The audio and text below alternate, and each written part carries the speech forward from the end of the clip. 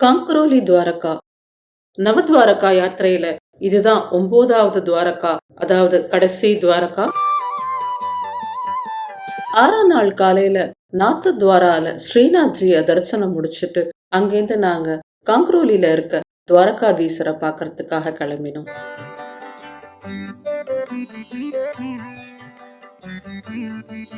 நாம விஸ்வரூப தரிசனம் அல்லது நிர்மாலிய தர்சனம் அப்படின்னு இங்க சொல்றத அங்க மங்கள் தர்ஷன் அப்படின்னு சொல்றாங்க. நாங்க ஸ்ரீநாத்ஜியோட மங்கள் தர்ஷன் பார்த்துட்டு காங்க்ரோலில இருக்க துவாரகாதீசரோட மங்கள் தர்சன் பார்க்கறதுக்காக சீக்கிரமே கிளம்பினோம். காங்க்ரோலி நாத்வாராலேருந்து 20 கிலோமீட்டர் தூரத்துல இருக்கு. அங்க போய் சேர எங்களுக்கு மணி நேரம் ஆச்சு.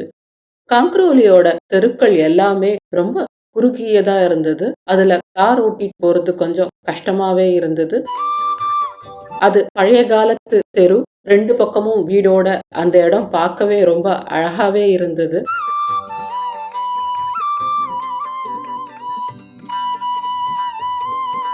நாங்க அங்க போய் சேரும்போது காலையில 7 மணி மங்கள ஆரத்தி அப்ப ஆரம்பிச்சிருந்தாங்க.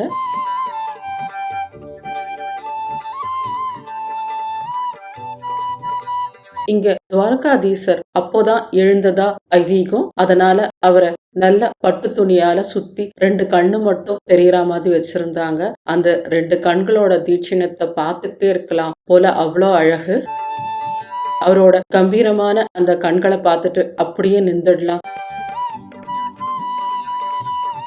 நாத்வாரால இருக்க ஸ்ரீநாத்ஜிக்கு முகத்துல மிச்ச பாகம் எல்லாமாவது தெரிஞ்சது. ஆனா இங்க குட்டியா இருந்த காங்க்ரோலி துவாரகாதீசரோட தலை, காது, கன்னம் எல்லாமே பட்டு துணியால சுத்தி அவர் அப்பதான் எழுந்ததா ஆரத்தி காமிச்சாங்க.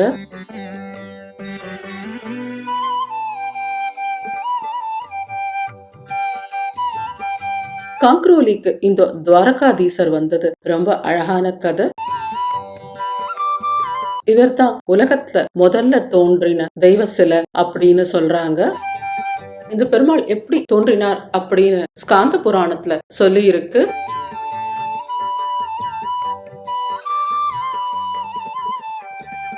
மகாவிஷ்ணு பிரம்மாவை படைச்சப்புறம் பிரம்மா தன்னை படைச்சது யாருன்னு தெரியாம தவம் செய்யறார். அவரோட தவத்துக்கு மெச்சி மகாவிஷ்ணு அவருக்கு காட்சி கொடுக்கிறார்.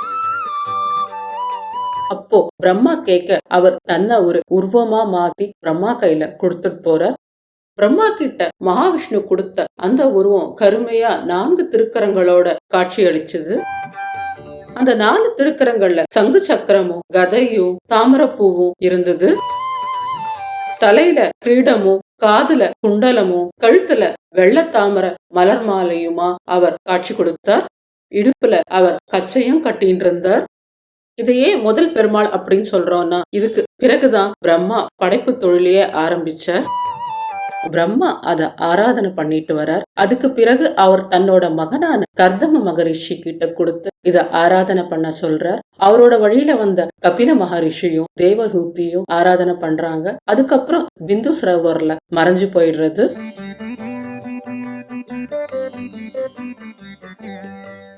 சில காலத்துக்கு பிறகு அம்பரீஷ மகாராஜாவோட கையில கிடைக்கிறது. அம்பரீஷர் அற்புதாச்சல் அப்படின்னு சொல்ற மவுண்ட் அபூல தன்னோட அரண்மனையில ஸ்தாபிதம் பண்றார். அங்க அவரோட பூஜைக்கு மகிழ்ந்து நேர்ல தோன்றிய விஷ்ணு பகவான் தன்னோட சக்கராயுதத்தை அவர்கிட்ட கொடுத்து அது அவரோட நாட்டை பாதுகாக்கும் அப்படின்னு சொல்றார்.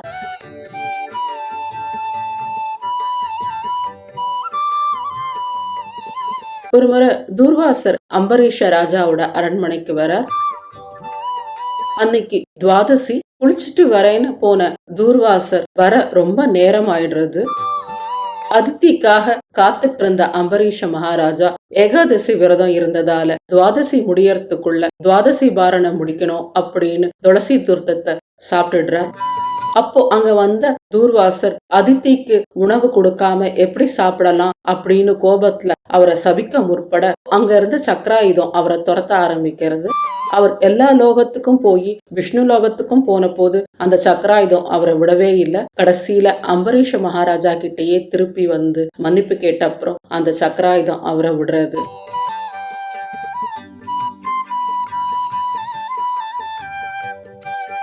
அம்பரீஷருக்கு அப்புறம் இது அவரோட பரம்பரையில வந்த தசரத மகாராஜா கிட்டயும் அவரோட வழித்தோன்றலான ஸ்ரீராமர் கிட்டயும் இருந்ததா சொல்லப்படுறது. அதுக்கு பிறகு அவரோட குலகுருவான வசிஷ்டர் கிட்ட இந்த பெருமாள் இருந்ததாவும் அவரோட வழித்தோன்றலான வியாசர் கிட்ட இந்த பெருமாள் வந்து சேர்ந்ததா சொல்லப்படுறது.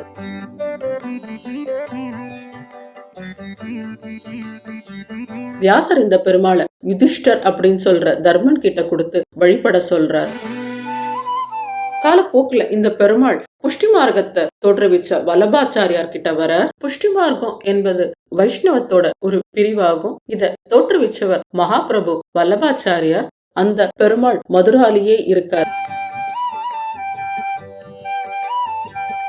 இந்த பெருமாளை மகாபிரபு வல்லபாச்சாரியார் ஆராதனை செஞ்சதாவும் அவரோட பேரம் வரைக்கும் இது அவங்க கிட்டயே இருந்ததாவும் சொல்லப்படுறது. அவர் ஸ்தாபிதம் பண்ண பல முக்கியமான இடங்கள்ல காங்க்ரோலில இருக்க துவாரகாதீசர் 3வது முக்கியமான இடமா சொல்லப்படுறது. இந்த பெருமாள் தான் முதல்ல தோன்றின பெருமாளா இருந்தாலும் புஷ்டி மார்க்கத்துல இவரை துவாரகாதீசர், அதாவது துவாரகைக்கு அரசர் என்றே அழைக்கிறாங்க. ஒரு சிறு குழந்தைக்கு செய்யற அத்தனை சுசுரூஷைகளும் செய்யறாங்க. இவருக்கு 6 கால பூஜையும் சப்பன் போக் அப்படின்னு சொல்ற 56 வகையான உணவுகளும் பிரசாதமா படைக்கிறாங்க.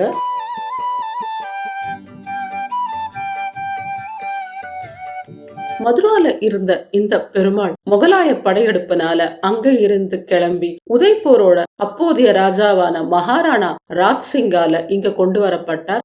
அவர் இந்த பெருமாளையும் இந்த கோயிலுக்கு பக்கத்துல இருக்க ராஜ் சமந்த் அப்படிங்கிற ஒரு பெரிய ஏரியையும் நிர்மாணம் செய்யறார்.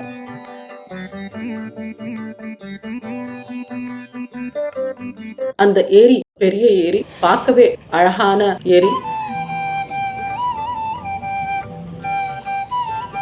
காலையில காங்க்ரோலில துவாரகாதீசரை சேவிச்சுட்டு அந்த கோயிலுக்குள்ளேயே இருக்க இந்த ஏரிய பார்க்க அழகா இருந்தது. அப்பதான் அங்க சூரியன் உதயமாயிட்டு இருந்தது. கண்கொள்ள காட்சியா அந்த ஏரியையும் பார்த்தோம். இந்த கோவில்ல ஒரு கோசாலை இருக்கு. நாங்க போன போது நிறைய பெண்கள் அங்க வந்திருந்தாங்க. அவங்க அங்க உட்கார்ந்து பஜன் பாடிட்டு இருந்தாங்க. அத கேட்கவே ரொம்ப இனிமையா இருந்தது. இந்த கோயிலை ரொம்ப அழகாவே பராமரிக்கிறாங்க. கோயிலுக்குள்ள போட்டோ எடுக்க கூடாது அப்படின்னு சொன்னதால உள் மண்டபத்துல எங்களால போட்டோ எடுக்க முடியல. இங்க பெருமாளுக்கு ஆராதனை பண்ணும்போது பேண்ட் வாசிக்கிறாங்க. இது ரொம்ப புதுமையா இருந்தது. காங்க்ரோலில இருக்க துவாரகாதீசரை தெவிச்சதுல எங்களோட துவாரகா யாத்திரை பூர்த்தி அடைஞ்சது. பஞ்சத்வாரகா இல்ல நவத்வாரகா யாத்திரைய செய்யணும் அப்படிங்கிறது எங்களோட ரொம்ப வருஷ கனவாவே இருந்தது. அத நல்லபடியா துவாரகாதீசர் நிறைவேற்றி கொடுத்தார். புனர்தர்ஷன் எப்ப கிடைக்கும்னு நாங்க ரொம்ப ஆசையாவே இருக்கோம். நீங்களும் ஒரு முறை நவத்வாரகால போய் எல்லா துவாரகாதீசரையும் சேவிச்சுட்டு வரத்துக்கு பிரார்த்தனை செய்யறோம்.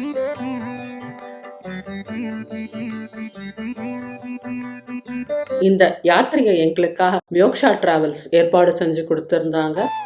மியோக்ஷா டிராவல்ஸ்ல இருந்து ரம்யா ஆரம்பத்துல இருந்தே எங்களோட பேசி இந்த யாத்திரைய அழகாவும் ஈஸியாவும் செஞ்சு கொடுத்தாங்க. அவங்களுக்கு ரொம்ப நன்றி. மயோக்ஷா டிராவல்ஸ் ஏற்பாடு பண்ணின இனோவா கார் எல்லாமே ரொம்ப சூப்பரா இருந்தது. எங்களோட வந்த ஓட்டுநர்களும் ரொம்ப திறமையா ஓட்டினாங்க. முதல் 3 நாள் எங்களோட வண்டி ஓட்டிட்டு வந்த ரஞ்சித்தும், அதுக்கப்புறம் ஓட்டிட்டு வந்த பாபு பையாவும் அங்க இருக்க தல மகிமையெல்லாம் வர வழியில சொல்லிக்கிட்டே வந்தாங்க.